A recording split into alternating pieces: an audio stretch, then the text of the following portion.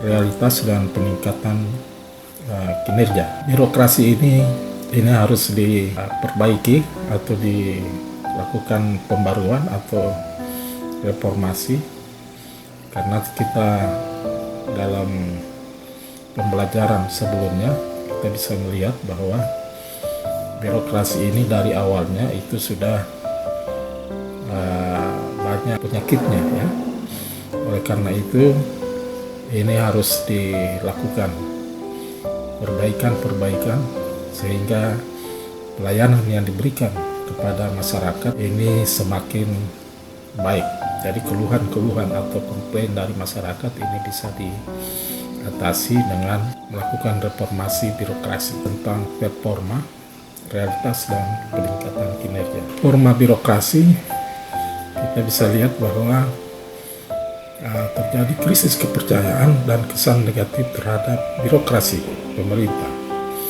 Ini diakibatkan karena kinerja birokrasi yang masih kurang optimal dan tidak dapat merespon keinginan masyarakat. Masih banyak ditemukan birokrat yang arogan dan menganggap rakyatlah yang membutuhkannya. Praktik KKN masih banyak terjadi dan mentalitas birokrat yang masih jauh dari harapan yang diinginkan. Ini yang menyebabkan kepercayaan masyarakat ini menjadi berkurang. Nah, apabila masyarakat tidak percaya lagi ke birokrasi, maka akibatnya akan terjadi anarkis dan sebagainya. Dan ini kita bisa lihat di Indonesia tahun 1998 terjadi anarkis ya, di mana presiden saat itu diminta untuk turun, di mana presiden ini sebagai kepala pimpinan tertinggi di birokrasi. Nah, padahal kita ketahui saat ini terjadi revolusi industri, era disrupsi, di mana kita sudah menggunakan fasilitas yang canggih, tapi ini kenapa masih banyak keluhan ya. Jadi birokrasi itu harus beradaptasi dengan kemajuan teknologi informasi saat ini dan harus menggunakan itu. Oleh karena itu birokrat juga harus bagaimana dia menguasai teknologi informasi ini agar supaya apa yang dilakukan itu dilakukan secara transparan, sehingga tidak ada yang ditutup-tutupi, sehingga penyalahgunaan kewenangan ini tidak akan terjadi. Nah, mengapa birokrasi pemerintahan masih sering menjadi permasalahan yang tidak kunyit padam? Karena birokrasi itu sifatnya adalah seperti makhluk hidup ya. Dia harus bisa beradaptasi. Kalau tidak, maka akan terjadi komplain dan keluhan dari masyarakat. Dari sudut pandang administratif, birokrasi merupakan organisasi pelayanan. Jadi apa yang dilaksanakan oleh birokrasi adalah bagaimana melakukan pelayanan sebaik-baiknya. Nah, di dalam penilaian itu kita bisa lihat performa pelayanan yang ditampilkan birokrasi kepada masyarakat, sehingga tidak terjadi keluhan dari masyarakat terhadap pelayanan yang masih berbelit-belit, memerlukan banyak meja yang dia harus hadapi, dan jawaban-jawaban yang tidak menunjukkan bahwa pelayanan itu diberikan dengan terbaik. Implementasi reformasi birokrasi ini adalah alat utama dalam pelaksanaan tugas-tugas negara. Jadi birokrasi ini merupakan alat yang menggerakkan birokrasi untuk pelayanan ke masyarakat. Jadi dia mempunyai kaitan yang erat, sehingga dapat dikatakan birokrasi adalah alat negara untuk menjalankan pemerintahan. Jadi birokrasi ini yang menjalankan pemerintahan untuk mencapai tujuan. Nah, oleh karena itu organisasinya harus diatur dengan baik, kelembagaannya harus maksimal, sehingga tujuan, efisiensi, dan efektivitas pencapaian administrasi itu bisa dicapai dengan maksimal. Nah, reformasi birokrasi ini sudah dilakukan di Indonesia, tetapi keberhasilannya masih kurang maksimal. Oleh karena itu masih banyak keluhan dari masyarakat dari apa yang pelayanan yang diberikan oleh birokrasi. Nah, jadi ini pentingnya kita melakukan reformasi birokrasi. Nah, kita bisa melihat juga bahwa penyelenggaraan yang sentralistik dipandang efektif dan efisien. Namun ini mengalami perubahan ya, dengan adanya tuntutan dari daerah-daerah yang di tingkat bawah, pelayanan yang diberikan kurang maksimal karena pemerintahan dilakukan secara terpusat dan dia melewati berbagai organisasi yang semakin jauh dari masyarakat. Nah, sehingga kebutuhan masyarakat di tingkat bawah itu yang berhadapan langsung adalah birokrasi yang di tingkat bawah itu. Tetapi bila dia masih menunggu perintah dari atasannya yang di pusat sana, otomatis ini menjadi lama, pengambilan keputusannya menjadi lama. Nah, akibatnya ini masyarakat tidak terlayani dengan baik. Kadang-kadang yang diinginkan oleh pemerintah pusat tidak sesuai dengan yang ada di daerah, karena kondisi di lapangan itu sangat jauh berbeda antara satu daerah dengan daerah yang lain. Nah, oleh karena itu sentralisasi ini diubah menjadi desentralisasi atau otonomi ke daerah, karena daerah yang tahu persis apa yang dibutuhkan masyarakat di tingkat bawah dan pengambilan keputusannya semakin cepat.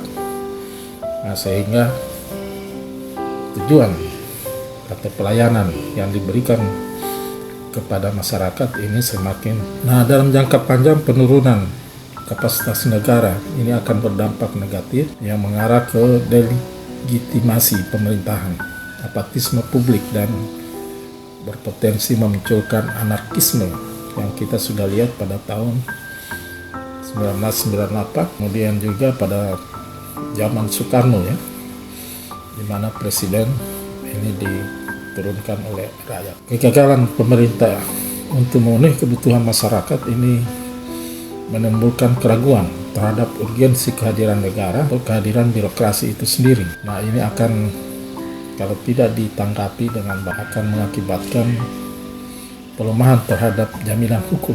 Nanti hukumnya itu tidak akan berjalan dengan baik dan masyarakat akan menggunakan hukumnya secara sendiri. Jadi dia tidak patuh lagi terhadap hukum yang dijalankan, yang akibat karena ketidakpercayaan terhadap birokrasi dalam melayani masyarakat. Nah, kita ketahui bahwa di Indonesia itu terjadi pemerintahan dinasti yang menganut asas spoil system, di mana pejabat tidak akan canggung untuk mengangkat keluarganya sendiri untuk bekerja dengannya. Dan ini kita sudah lihat saat sekarang ini, di mana banyak protes terhadap pemerintahan dinasti ini. Nah, semestinya keluarga dengan pemerintahan itu harus dibedakan ya. Nah, adanya pemisahan dengan pribadi, maka setiap pekerjaan itu tidak boleh bersentuhan bersifat personal. Nah, kita di Indonesia ini masih sangat susah untuk menghilangkan ini ya. Jadi kadang-kadang di dalam birokrasi itu yang diutamakan keluarga dekatnya, padahal ini sesuai dengan teori yang sudah kita pelajari sebelumnya, bahwa birokrasi itu adalah impersonal, tidak ada hubungan pribadi ya.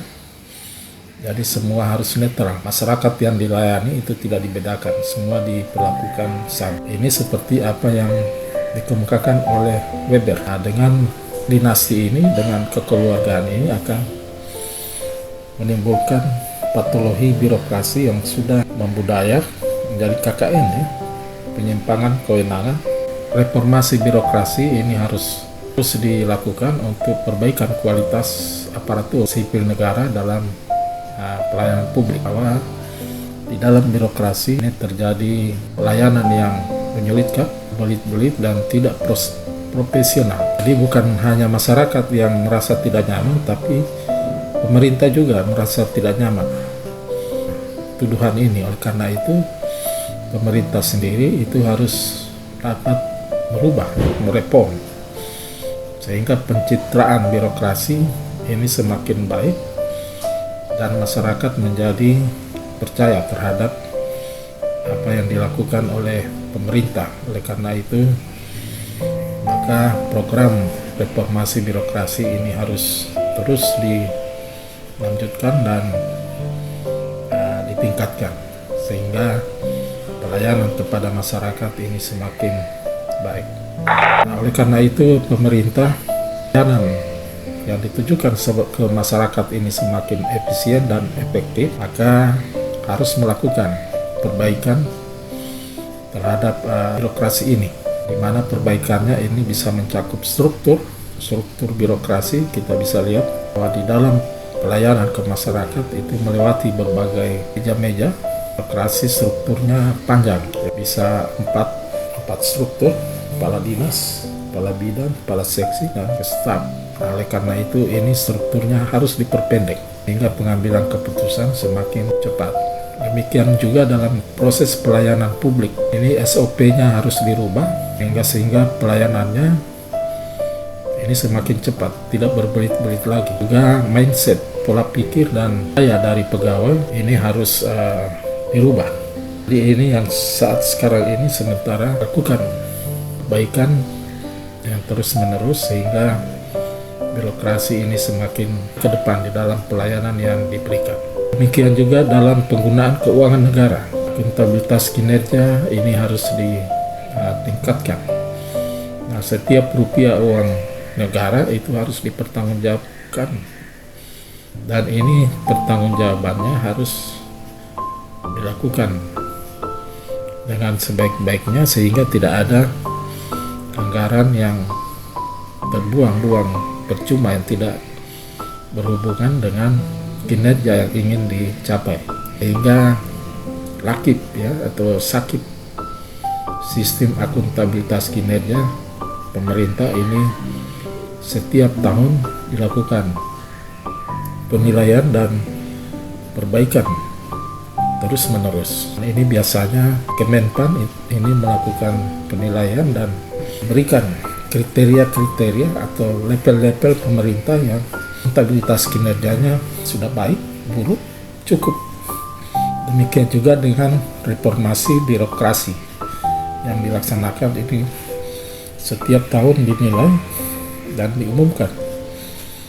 Nah, sehingga daerah ini berlomba-lomba untuk memperbaiki reformasi birokrasinya dan akuntabilitas kinerjanya. Ini sudah dikeluarkan kebijakannya dalam peraturan Presiden nomor 81 tahun 2010 tentang Grand Design Reformasi Birokrasi, dan penjabarannya dituangkan dalam Permenpan nomor 20 tahun 2010 dan nomor 11 2015 tentang Roadmap Reformasi Birokrasi.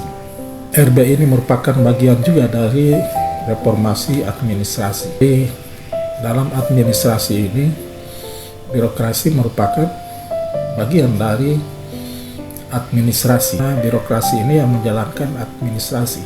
Sehingga apabila kita melakukan perbaikan terhadap birokrasi, otomatis kita juga memperbaiki administrasi, ya. Jadi ini berjalan bersamaan, ya. Nah, di dalam reformasi administrasi yang dilakukan juga tujuannya adalah masih birokrasi ini. Jadi reformasi administrasi sebagai artificial inducement of administrative transformation against resistance. Bahwa reformasi administrasi merupakan keinginan atau dorongan yang dibuat agar terjadi perubahan atau transformasi di bidang administrasi.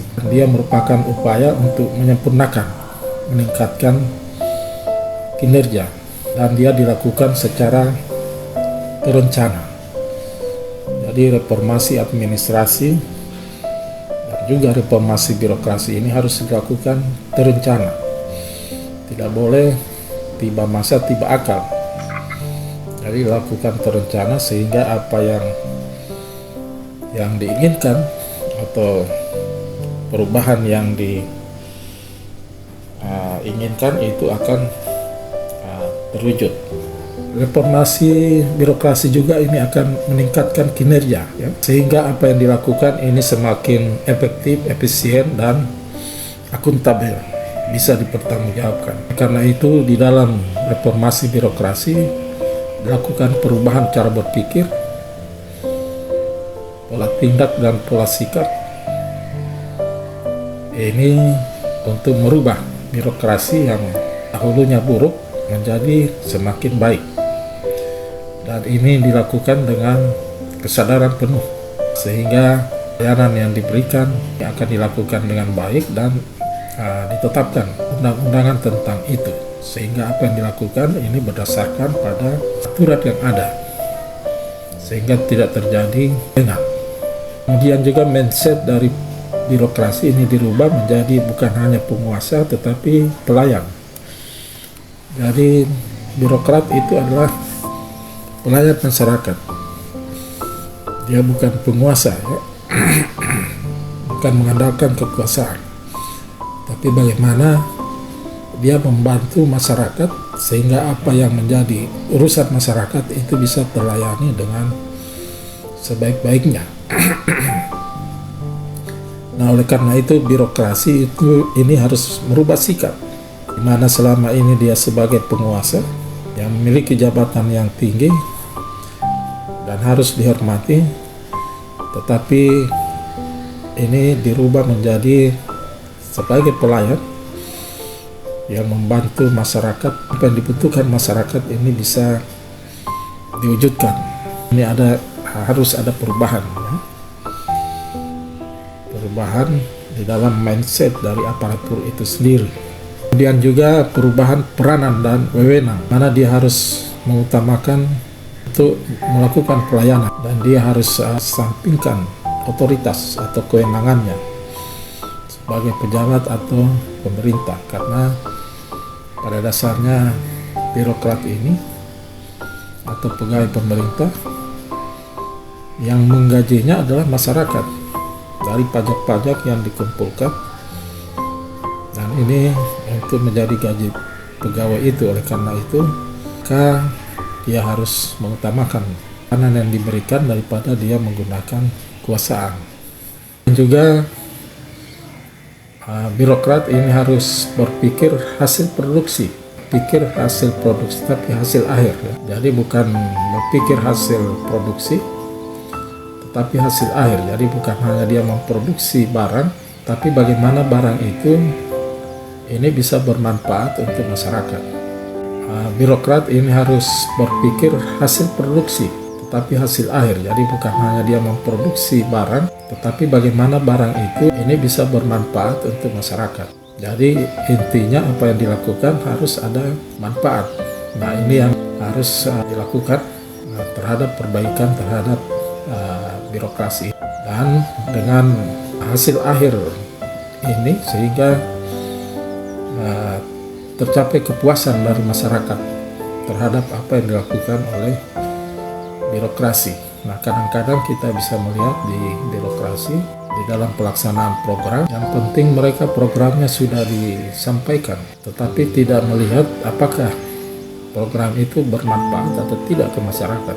Nah, sehingga terjadi keluhan-keluhan dari masyarakat terhadap pelayanan yang diberikan. Kemudian juga manajemen kinerja ini harus diperbaiki dengan membandingkan sebelumnya dan saat sekarang capaiannya seperti apa. Evaluasi itu bisa dilihat kekurangannya dan melakukan perbaikan sehingga kepuasan masyarakat yang dilayani ini akan terwujud. Nah, di dalam reformasi administrasi maupun birokrasi ini pun harus mengubah struktur dan prosedur birokrasi. Nah, ini kita sudah bahas sebelumnya, dan saat ini juga di pemerintahan ini terjadi perubahan juga, ya, kelembagaannya, di mana struktural ini dikurangi dan memperbanyak fungsional. Nah, sehingga pengambilan pelayanan keputusan yang semakin cepat. Dan diharapkan birokrasi ini tidak melayani dirinya sendiri, tapi betul-betul melayani masyarakat. Dan diharapkan dengan fungsional ini kinerjanya semakin baik ke depan. Demikian juga dengan aspek perilaku. Nah, ini harus dilakukan perbaikan terus-menerus sehingga birokrasi ini menjadi sadar atas tugas yang dilakukan dan dia bukan lagi penguasa. Nah, sehingga efektivitas organisasi ini bisa diwujudkan. Nah, sehingga apa yang menjadi tujuan dari pembangunan itu bisa direalisasikan. Ini yang kita bahas hari ini tentang reformasi birokrasi, kemudian juga realita dan peningkatan kinerjanya.